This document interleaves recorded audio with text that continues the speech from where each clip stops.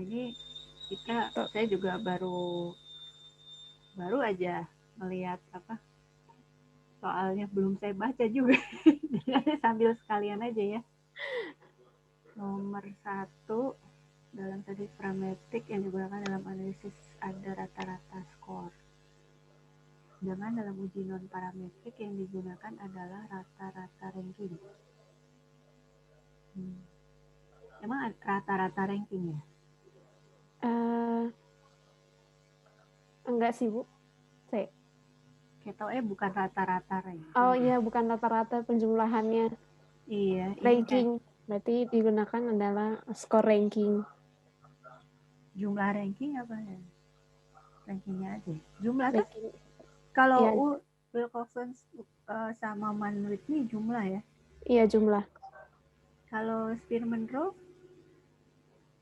ranking nggak dijumlah kan kalau Spearman Rove? Ada juga tapi nggak, kayaknya ranking aja lah ya. Ranking, dibuat ranking aja, Bu. Oke, soalnya saya ganti dulu.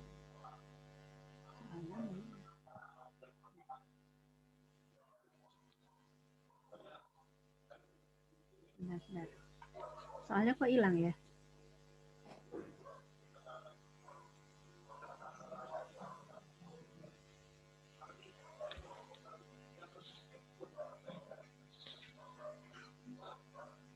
Soalnya kemana ya? Loh. Benar. Kok hilang ya soalnya? Belum di-download mungkin, Bu. Udah saya download.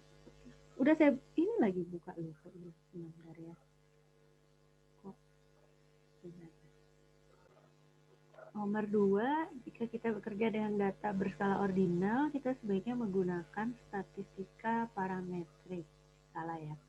Kalau interval rasio parametrik, kalau ordinal pakainya yang non parametrik. Terus untuk masing-masing analisis statistik parametrik berikut ini cocokkan. Ini bukannya K-nya harusnya 2 ya? Iya, Bu. K-nya 2. Kalau cocokan tuh kayak cocokan listrik gitu ya? Colokan, Bu. Oh, itu colokan ya. Oke, bentar. Saya juga nggak tahu, nanti saya cek di ini dah, di KBBI online. Saya juga kayaknya baru tahu ada cocokan. Alternatifnya dalam statistik non parametrik. Ini oke. Ini ada yang mau tanya dulu nggak yang ini? Pasti pada belum pernah dengar kan ini Mann-Whitney, Wilcoxon ini apa kan? Belum tahu ya?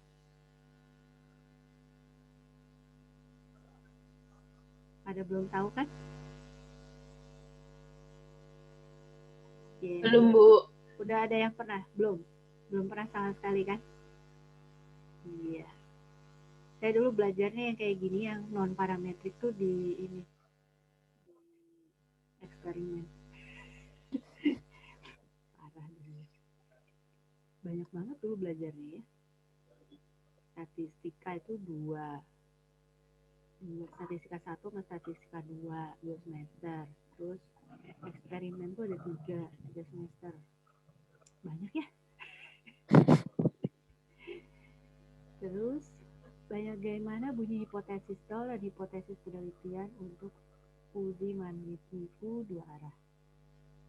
Oh, oke. Ini kayaknya lebih baik dulu saya kasih ininya dulu, slide-nya dulu ya.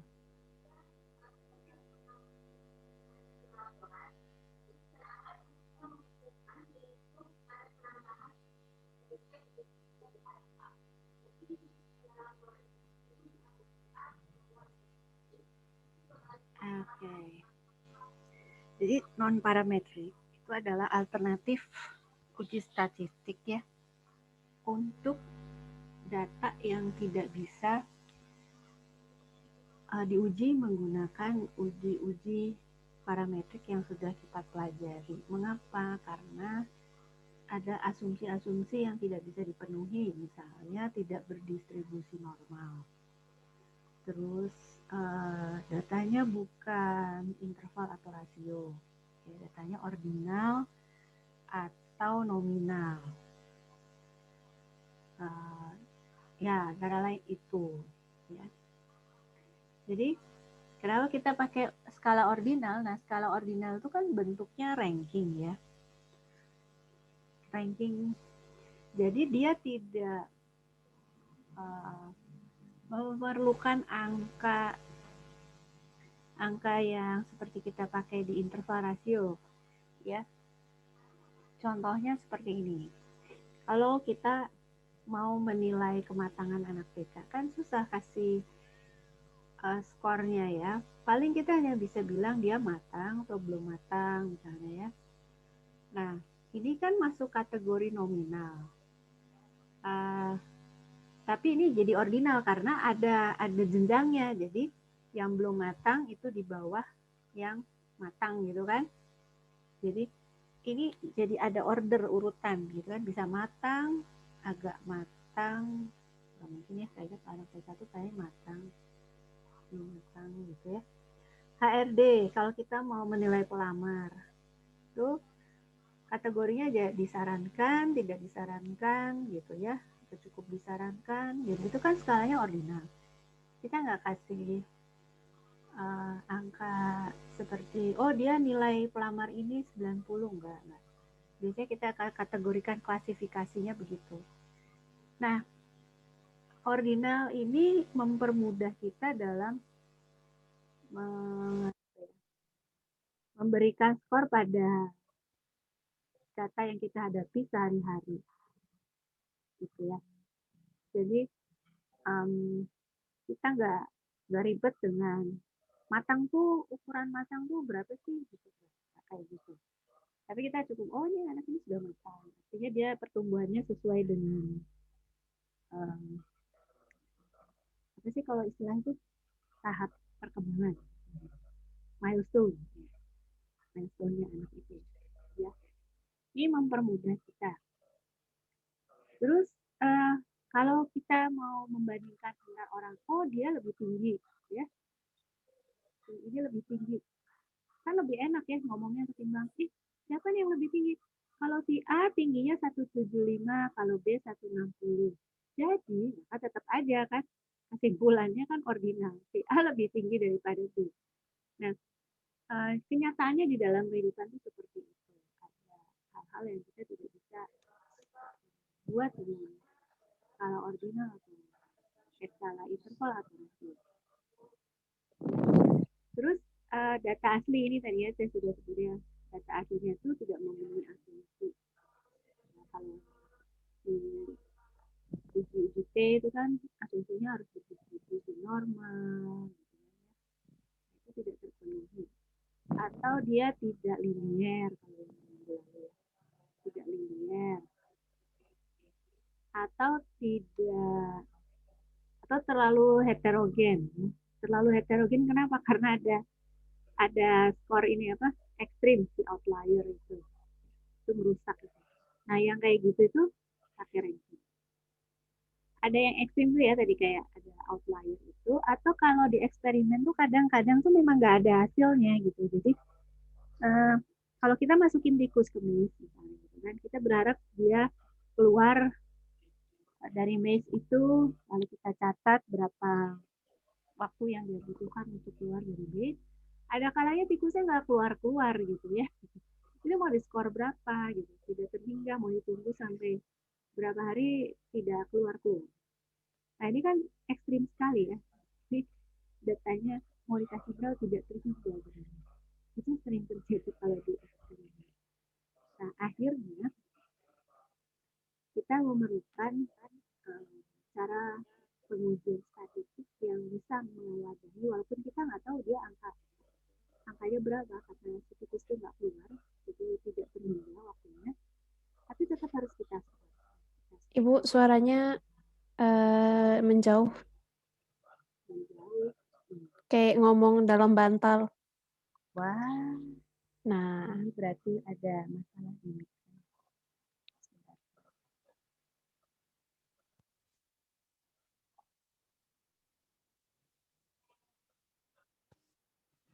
Kalau gini kedengeran nggak? Lebih susah, tapi nggak enak ya? Lebih baik ini dari yang tadi, Bu. Oh ya, oke. Kenapa ya? Mix saya aneh. Kalau gini, lebih enak mana? Sama aja? Yang sebelumnya. Oke. Gini aja ya? Ya gitu aja, Bu. Ya, oke. Ini settingannya ada beberapa soalnya. Terus, apa tadi? Oh, ini ya, saya ulang ya. Jadi kadang eksperimen itu karena si tikusnya nggak keluar-keluar, jadi datanya tidak terhingga, kan dia nggak selesai. Nah, tapi kan tetap harus kita analisis data itu. Nah, untuk menganalisisnya kita berikan dia ranking aja, gitu. Rankingnya ya yang terakhir aja.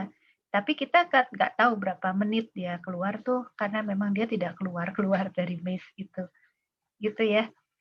Nah, terus kita kasih rankingnya gimana? Nah, gini, kalau ada misalnya skor aslinya seperti ini. Ada data kembar nih. Posisi rankingnya kan dari yang paling kecil ke yang paling besar. Di 1, 2, 3 terus sampai yang angka ke-8 ini kan. Nah, yang sama-sama ini, itu kan rankingnya 2 dan 3, ini dijumlah dibagi rata-ratanya gitu, dicari rata-ratanya. Kalau ini 3, jadi 5, 6, 7 dijumlah terus dibagi. 3, jadi cari rata-ratanya. Jadi 6, 6, 6. Sampai sini dulu. Memberi ranking ini, ada yang mau ditanyain nggak?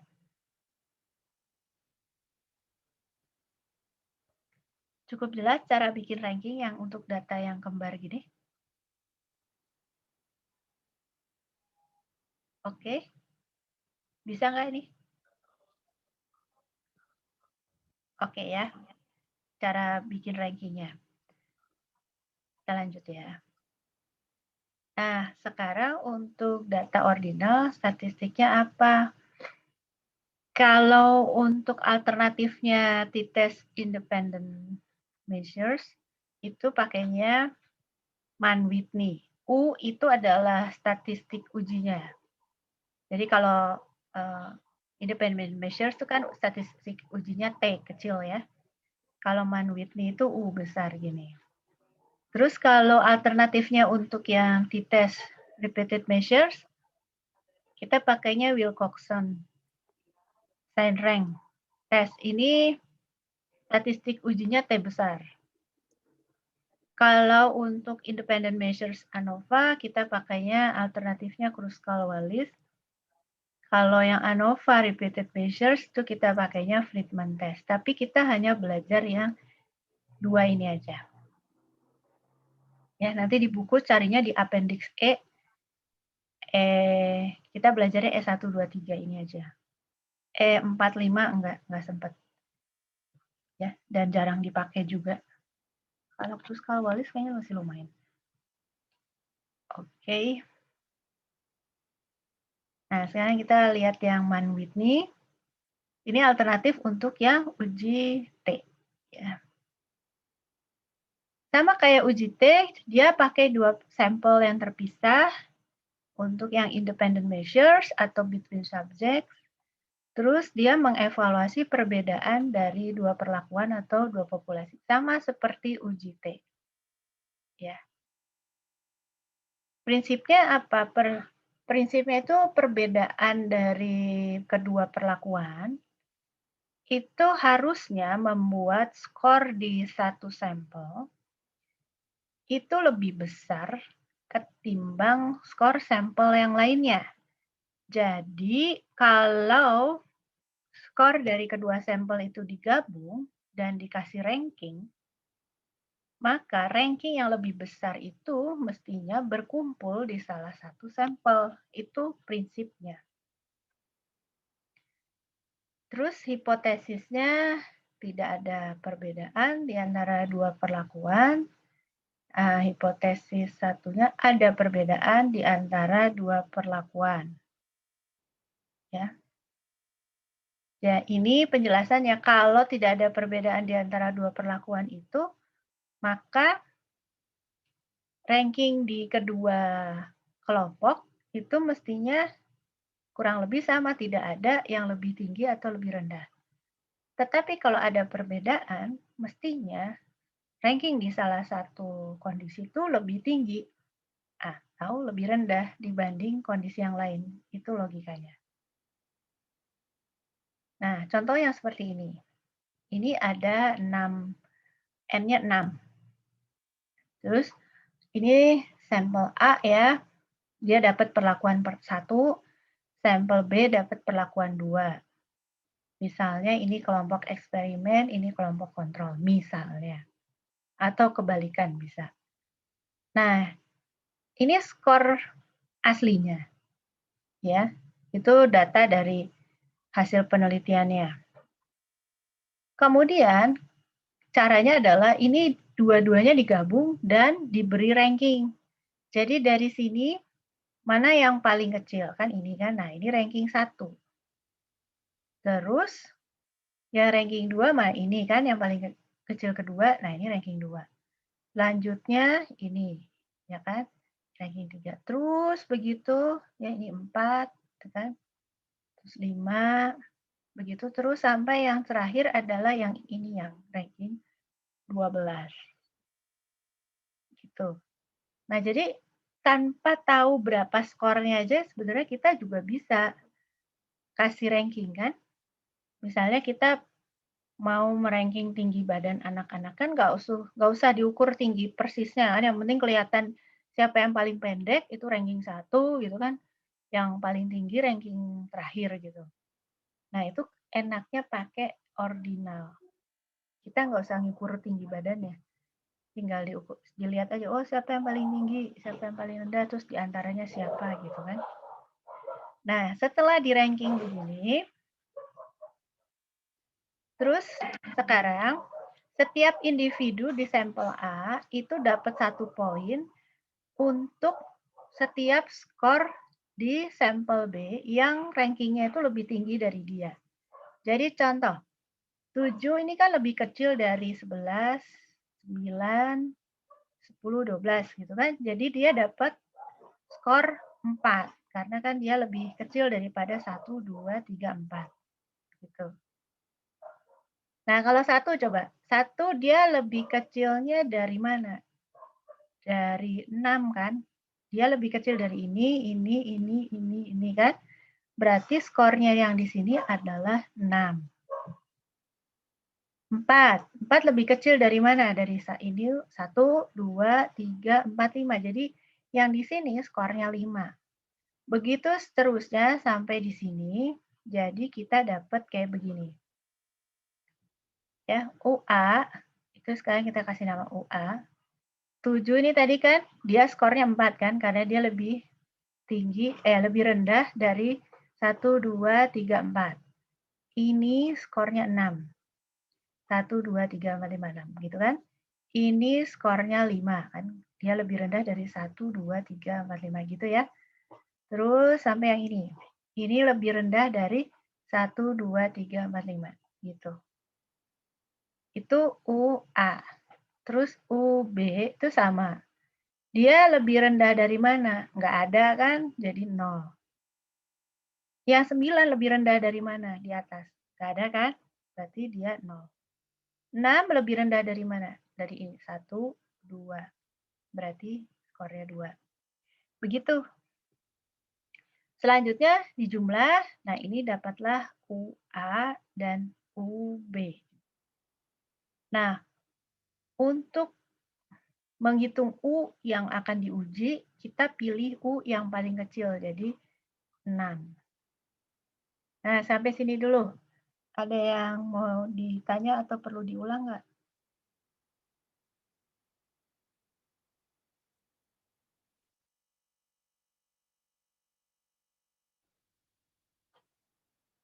Ada yang perlu diulang? Aman ya? Oke. Nah, kemudian kalau mau ngecek ya, ini benar atau enggak, itu gampang aja. Jadi, UA tambah UB itu sama dengan NA kali NB. UA tambah UB itu kan 30 tambah 6. 36 kan? Harus sama-sama NA kali NB. NA-nya tadi 6, NB-nya 6. Sama kan? 36. Nah, kalau gini berarti kita benar ngitungnya. Itu cuma buat ngecek aja. Terus kalau sampelnya besar kita pakai ini, tapi ini kita loncat aja deh ya, karena kalau sampelnya besar jarang kita pakai bandwidth, biasanya kita akan pakai uji T aja, karena dia akan mendekati distribusi normal mestinya. Ya. Oke, ini juga kalau sampel besar kita loncat aja. Ya, terus uji signifikansinya gimana? Uji signifikansinya tolak Hano kalau U hitung, kepencet. U hitung lebih kecil sama dengan U tabel. U hitung kita itu harus lebih kecil sama dengan U tabel. Nah, U tabelnya itu ada di tabel B9. Ya. Tadi kan NA-nya itu berapa NA? 6 kan? NB-nya berapa? 6 juga kan? Terus alfanya kita pakai yang 5%. Jadi U tabelnya adalah 7. Nah, U hitung kita tadi 6. Nah, karena U hitungnya lebih kecil dari U tabel, maka H0 ditolak. Ya, gitu aja. Simpel ya. Nah, kita balik dulu ke si itu tadi.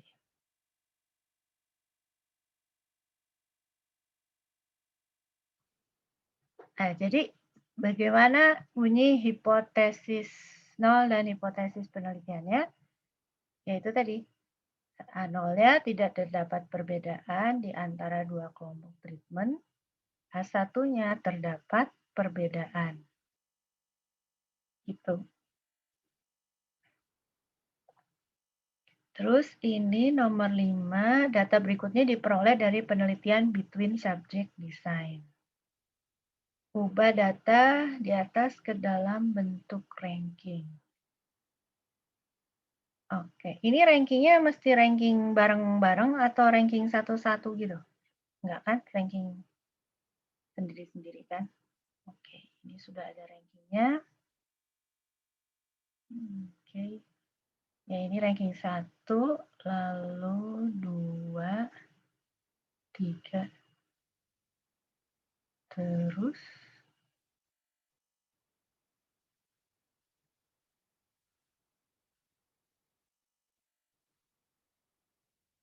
gue pusing nih ngeliatnya. Tolong bantuin, bener nggak? Bener. 1 ya, terus 2, terus 3 ya, terus 4, 5, 6, terus 7, 8, 9, 10, 11, 12. Oke. Ini sama ya sama soal yang di buku ya? Ini kayaknya sama ya sama soal yang barusan ya?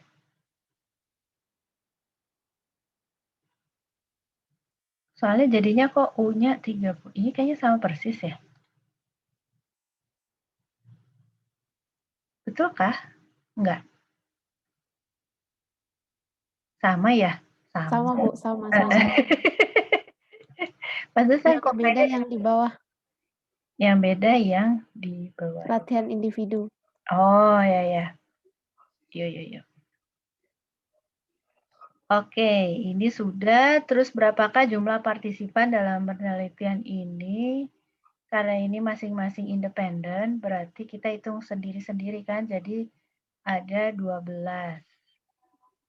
Terus UA ini sama apa yang tadi ya, berarti UA-nya 30, UB-nya 6, terus U-nya ya berarti 6.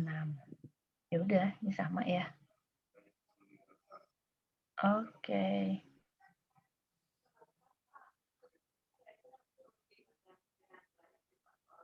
Ini kenapa gagal menolak H0 ya?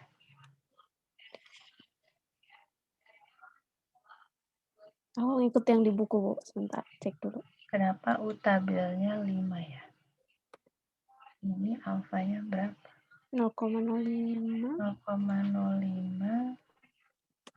Benar-benar.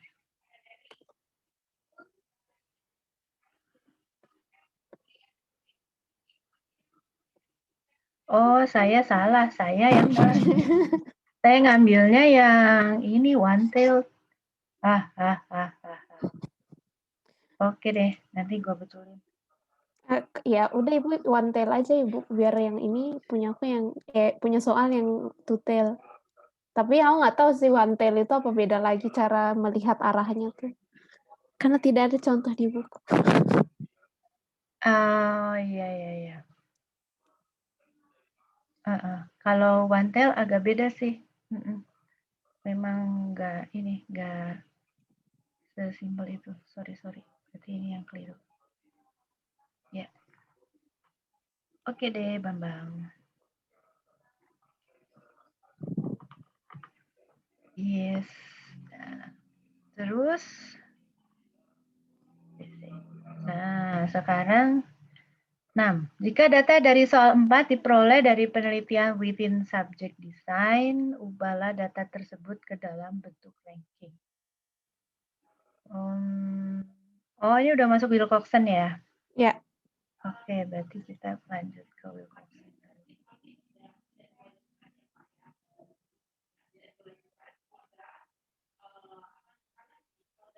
Nah, yang tadi itu adalah ini nih. Kalau yang tipis itu untuk uji satu arah, one tail. Kalau yang dicetak tebel itu yang untuk two tail. Itu. Kalau alfanya ini 5%. Kalau alfanya yang lain tuh ada nggak sih di tabel? Aku juga nggak cek juga sih. Nah, Alpha 0,01 di bawah. Ada di tabel B9B ya? 9B. Iya. Nah, ini 9A ini kayaknya yang 5%. Oke. Nah, sekarang kita masuk ke Wilcoxon. Kalau Wilcoxon tuh alternatif untuk yang uji T related. Nah, karena related itu kan kita pakai satu sampel, diukur 2 kali kan, repeated measures atau within subject. Jadi kita mengevaluasi perbedaan dari 2 perlakuan untuk setiap individu. Ini kan sama seperti yang uji T related. Prinsipnya tuh perbedaan dari kedua skor itu diberi ranking dari yang kecil sampai besar tanpa memperhatikan tanda positif atau negatif. Sama seperti uji T related, yang kita cari adalah difference-nya, perbedaan, ya, difference-nya. Jadi misalnya ini kita udah dapat difference-nya ya. A itu difference-nya plus 4, B negatif 14, C kayak gitu ya. Nah ini kita kasih ranking. Nggak usah dilihat tanda positif atau negatifnya, yang dilihat benar-benar yang angkanya ini aja. Jadi 4 nih kan ranking 1, terus 5 ranking 2, terus ini ranking 3, 6. Gitu kan? 4 gitu. Setelah itu dipisah, yang rankingnya positif dikumpulin sendiri, dijumlah, cari sigma R-nya. Yang rankingnya negatif dijumlahkan, cari sigma R-nya juga. Jumlah yang terendah itu yang menjadi T-nya. T itu statistik ujinya, T besar. Ya, lambang untuk statistik uji Wilcoxon. Jadi kayak gini. Yang positif kan cuma 2. Nah, rankingnya kan ini. 1 sama 2. Jadi, sigma R-nya untuk yang positif tuh 3. Kalau untuk yang negatif, kan ini dijumlah semua nih. 5 tambah 7 tambah 3 tambah 6 tambah 4 tambah 8. Kita dapatnya 33. Nah, jadi yang paling kecil mana? 3 kan? Nah, itu yang jadi T hitung kita. Tuh. Ya, ini T hitung kita. Terus hipotesisnya sama seperti yang sebelumnya. H0 ada perbedaan, H1 ada perbedaan. Terus kriteria ujinya tolak H0 jika T hitung lebih kecil sama dengan T tabel. Ya. Jadi kalau lihat di T tabel, di Wilcoxon itu, ini ada yang one-tailed, ini two-tailed, ini alfanya, itu N-nya. Yang tadi itu kan N-nya 8. Terus kalau kita mau pakai two-tailed 5%, maka kita dapat T tabelnya 3. Itu kan. Jadi karena T hitungnya sama T tabel, maka H0 ditolak. Kira-kira gitu. Ya, kita balik lagi ke yang ini. Oke, nah ini kita cari difference dari treatment 1 dan treatment 2. Ya. Karena positif negatifnya tuh bisa bertukar-tukar ya. Jadi boleh ini kurang ini kurang ini. Tapi ini kayaknya kita pakai yang treatment 2 kurang treatment 1 sama seperti yang itu ya. Yang kayak di uji T related ya. Treatment 2 kurang treatment 1. Jadinya 44. 63 kurang 2 jadi 61. Begitu seterusnya sampai 8 kurang 15 minus 7. Nah, terus kemudian kita ranking. Nggak usah lihat positif negatifnya. Di sini, ini ranking 1, 2, gitu kan. 3, 4, 5, 6. Nah, terus kita cari. Ini pertanyaannya apa sih? Oke, dah. Berapakah jumlah partisipannya? Karena ini sama orangnya, jadi hitungnya ini aja salah satu. Ada 6 kan? 2, 3, 4, 5, 6. Terus apakah, nah ya, ini baru kita hitung. Yang ranking negatif kan cuman ini. Jadi sigma R negatif tuh 1, sigma R positif ya ini dijumlahin aja semuanya. Ya kan? Jadi karena yang dipakai adalah T yang paling kecil, kalau saya biasanya karena saya males orangnya, ini nggak saya hitung lagi karena udah tahu yang paling kecil ini kan. Jadi T-nya adalah T hitungnya 1. Yang lain mah bodo amat ya. Nggak usah di, betul ya Kak Vini ya? Nggak usah dihitung kan, nggak dipakai juga. Terus kita bandingin sama T tabel. T tabelnya yang tadi. Karena N-nya berapa? 6 ya? 6. Terus tadi tutel ya? Oh, lupa. Tutel. Tutel 6, tutel terus 5% kan?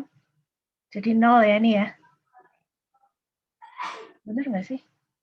Tadi aku lupa soalnya, sebentar. Iya, 0. 6. Nah, betul ya? T tabelnya 0 ya? T tabelnya 0. Nah, terus T hitung kita tadi adalah, T hitung kita tadi kan 1. Nah, berarti kita gagal menolak H0.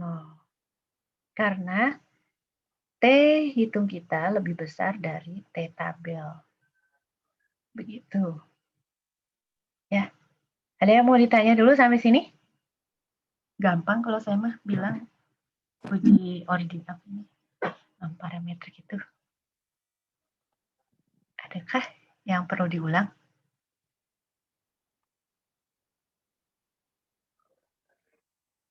Baik-baik saja ya. Gampang kan ya? Iya, gampang kok ini. Ya, oke. Ya, udah tuh selesai. Apalagi yang harus dikerjain? latihan individu. Kita lihat ini ada kunci jawabannya kan? Udah ada penilaiannya belum ya? Belum, Bu, belum. Kita berarti Ini rencananya dipecah-pecah juga. oke. Jadi UA kalau benar 1, UB benar 1. Santai aja. Kita fokus dulu ke kuisnya. Soalnya yang kelas BC kan mau Iya. kalau yang kelas A kan masih minggu depan. Gunakan tabel di atas untuk menghitung nilai U. Manwitni U. Apakah terdapat perbedaan yang signifikan? Oke. Ini kita ranking dulu.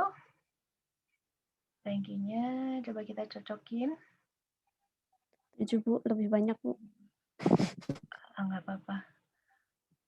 Mana yang paling kecil? 35. 1 ya. Terus ini berarti 2. 3. 5152. 4, 5. Terus 6, 7, 8, 9, 10, 11,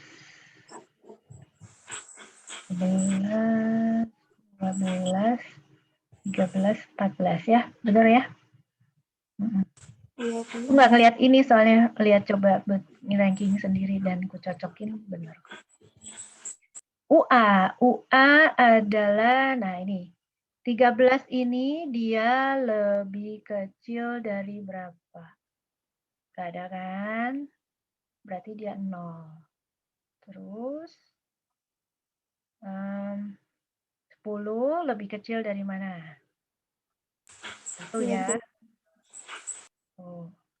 5 ini apa nih? 4. 4 lebih kecil dari 1, 2, 3, 4. 5. Skornya 5. Terus 11 lebih kecil dari 12. 1 ya. Terus 2 lebih kecil dari 1, 2, 3, 4, 5, 6. Konon. Ini kan 2 kan? 2 lebih kecil dari 1, 2, 3, 4, 5. 6, Bu, harusnya. Hah? Kenapa? Bukannya 6 ya, Bu? Makanya saya juga 6 kan? 1, 2, 3, 4, 5, 6 kan? Ya, 6, Bu. 6. Oke. Ini kita ganti ya, 6. Terus, masing-masing ganti sendiri ya di kunci jawaban. Terus, udah gitu 14 kan nggak mungkin, ini kan skor tertinggi, jadi pasti 0. Terus 9, 1 ya, ini 12. Terus, ini 1 tambah 5, 6, 7, 13, berarti ini 14 ya. Oke. Nah, sebenarnya ini nggak perlu dihitung, karena pasti ini lebih besar. Cuman sebagai kunci jawaban, mari kita hitung. Hitung lagi, Bu. Ini lebih kecil dari 1, 2, 3, 4, 5. Tuh. Ini lebih kecil dari 1, 2, 3, 4, 5. Oke. 3 lebih kecil dari 1, 2, 3, 4, 5, 6. Ya. 7 lebih kecil dari 1, 2, 3, 4, 5. Ya, betul. 1 lebih kecil dari 2. 7 ya. 12 lebih kecil dari 2. Oke, 2. Iya, 2 kan? Iya, 2. Nah, ini 2. Oke, terus 5 lebih kecil dari 1, 2, 3, 4, 5. Oke. 3 dari Ini 20, 935 ya ini. Benar. Iya benar. 3 ya. 49. Hah? Benar nggak? 49 totalnya. Benar. Benar ya. Kan ini tambah ini 49 sama dengan 7 kali 7 kali 7. 9. Nah, iya. Benar. 7 kali 7. Emang kemarin nggak dicobain itu ya, kali-kaliannya itu ya? Yang mana? Maksudnya itu 7 kali 7, 49. Tadi itu penjumlahannya tetap. Tadi 49 benar, Bu. Cuman entahlah. Kok bisa ya? Nggak apa-apa aja. Nah, sebenarnya sih kalau udah tahu dia paling kecil gini, nggak usah dihitung ya UB ya. Cuman kan ini kunci jawaban jadi harus dihitung. Nilai U untuk hipotesisnya jadinya 8. Utabelnya 8 gitu. 7. 7 hipotesis 2 arah 0,05.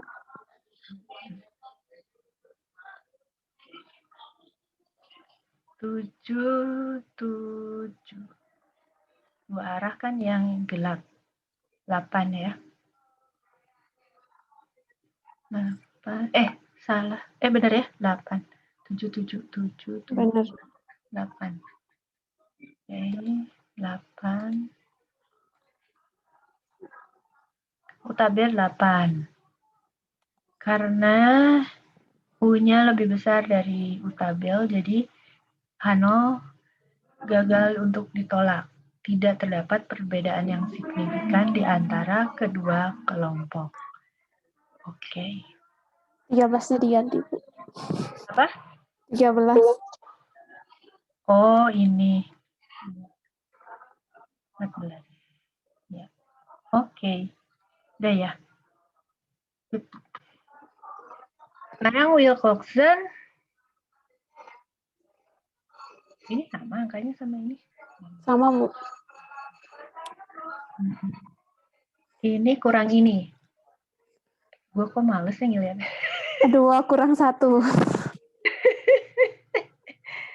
Sok atuh hitungin.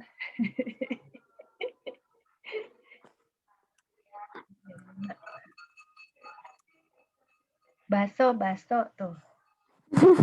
Udah benar, Bu. Benar ya? Benar ya? Please ya. Tuh, Vin ditawarin baso, Vin. Iya kah?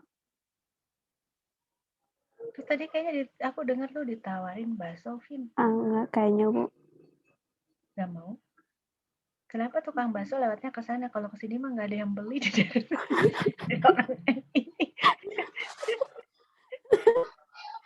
Yang beli di lorong sana aja. Terus ranking ya. Gak usah lihat negatif, positif. Ini negatif semua ya. Berarti ini mah nggak usah di ranking ya, langsung R kelompok positif. Iya kan? Ngapain nge-ranking? Ini soalnya aku ambil dari repeated independent yang uji repeated measure itu, Bu. Ya, oke, terpaksa karena ini kunci jawaban, jadilah mari kita hitung. Karena begitu lihatnya, udah males gitu ya. 1, 2, terus 3, 4, 5, 6, 7. Ya udah. Terus rankingnya di jumlah 7 tambah 2. Ranking di jumlahnya 1 tambah 2 sama 3 tambah 0. 10 tambah 18. 28. Ya, betul. T hitungnya 0. Nilai T untuk hipotesis 2 arah alfa. Oke, kita lihat T tabel ya.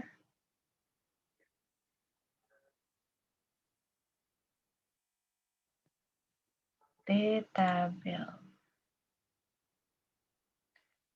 Tadi berapa? N-nya 7 ya. 7. Details 2 ya. Ini 2 kan? Ketutupan. Benar ya? 2 kan? Halo? Everybody? 2 ya Bu, kayaknya 2. Geser dulu. Iya. Kita geser dulu. Si panahnya. Oke. 2 ya. Berarti ya T-tabel 2 karena 0 lebih kecil dari 2, hitung lebih kecil dari T-tabel. Kok ini oh, ini kenapa lebih besar, Mbak? Lupa diganti Bu. 0 lebih kecil 2 kan. Ya, Copy paste Bu biasa. yang di atas bener kan? Oh ya. Ikan copy paste dari atas. Oh dari iya. kecil ke besar. Terhitung lebih kecil dari T-tabel, maka kita menolak H0 terdapat perbedaan signifikan di antara 2 treatment. Oke, bagaimana everybody? Jelas? Habis kan? Habis. Ada pertanyaan? Ada yang mau ditanya? Aman ya? Gak ada pertanyaan ya? Belum ada, Bu. Ya, belum ada. Belum ada tuh berarti nanti akan ada loh, Fit. Oke deh, kalau menurut saya sih non-parametrik itu simple banget, sederhana sekali ya, sangat sederhana. Dan sangat mudah diterapkan kalau hanya jika nih ya, N-nya sedikit. Ya. N-nya banyak, males ngerankingnya. Terus mesti ngeliatin ini sama ini ya, coba punya 20. Mendingan pakai parametrik. Kalau cuma segini-segini, dan biasanya kan eksperimen itu kan N-nya kecil-kecil ya. N-nya kecil, nah itu enak pakai non-parametrik. Lagi kalau ada data ekstrim itu tadi, kayak tikusnya nggak keluar-keluar dari base tuh aku pernah. Tikusnya nggak mau keluar, ya udah mau dikasih skor apa ya terpaksa lah kita skor tak terhingga. Itu ranking kita mainnya. Oke, begitu everybody. Nah, udah dong selesai. Apalagi nih yang mau ditanya? Soal kuis. Nggak dilihat Bu. Oh ya, nanti kulihat belum sempet tak lihat tadi baru. Yang regresi kayak mau aku tambah nih, Mas, cuma 2 nomor. Oh, sebentar. Saya kayaknya belum buka itu tadi. Sebentar ya.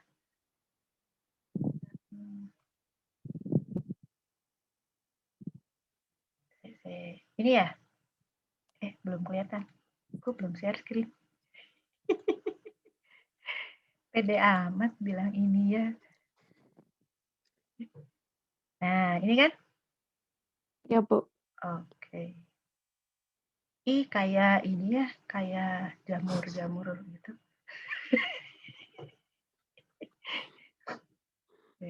Diagram pencar kan bahasa Indonesianya apa bukan? Iya, diagram pencar. Scatter plot kan, diagram pencar. Diagram pencar. Ini pilihan ganda. Terus Lu ada bikinnya soal. pakai apa nih? Aku screenshot, copy paste. Terus bikinnya pakai apa? Aku ambil dari buku Triola atau buku Delvin, buku siapa aku lupa Bu. Oh, oke. Kirain bikin sendiri. Oh, tidak. Korelasi, oke. Wih, mantap.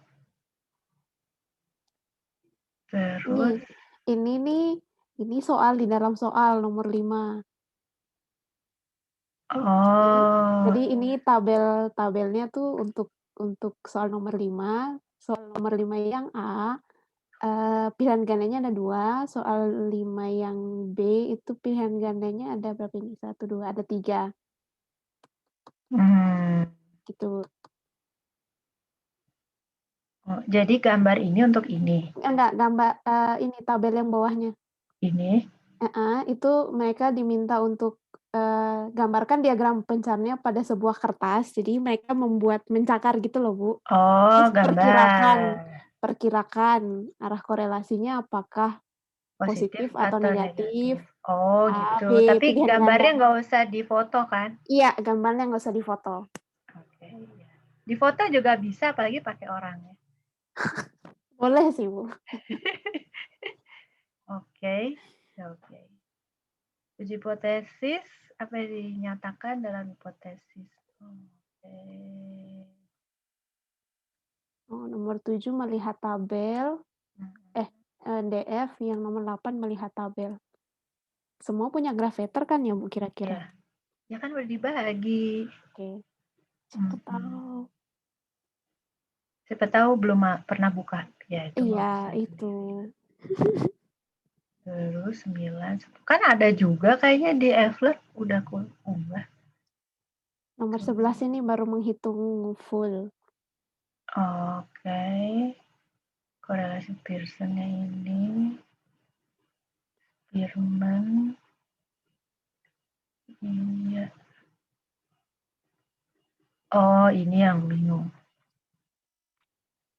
Nomor 13. Hah? Nomor 13. Tahu belum? Nggak usah dimasukin nomor 13. Aku lupa hapus. Oh, ini nggak jadi? Iya, terlalu banyak hitung-hitungan. Kasihan. Oh, nggak apa-apa. Kadang tuh saya masukin, jadi ini masuk di kelas A, yang itu masuk di kelas B. Ayo, nanti nomor 13 aku bikinkan lagi Gitu. jawabannya. Jadi nggak sama. Oke, nanti aku bikinkan nomor 13 ini Pearson sama Spearman-nya. 3 kelas tuh ada yang sama, ada yang enggak soalnya. Jadi misalnya 10 soal gitu. Di situ saya lihat ada yang setipe gitu. Tipe tuh saya bagi aja. Oke. Nanti aku bikinkan Pearson sama Spearman yang nomor 13. Sip. Oke. Oh, yang ini. Nomor regresi nih. Oh, ini kasih soal teori aja. Oke. Jadi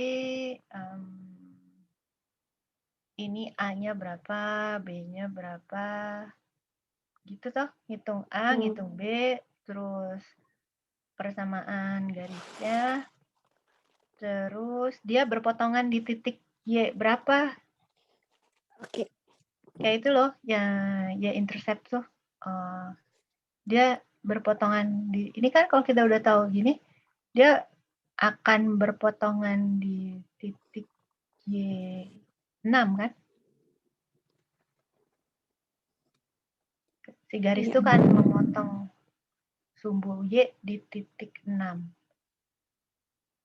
Saya masukin teori-teori aja kalau ini regresi kan. Itu sih. Santai. Oke.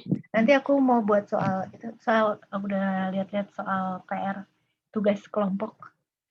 Oh iya. Oke. Baiklah kalau begitu everybody. Cukupkah kita sore ini? Oke.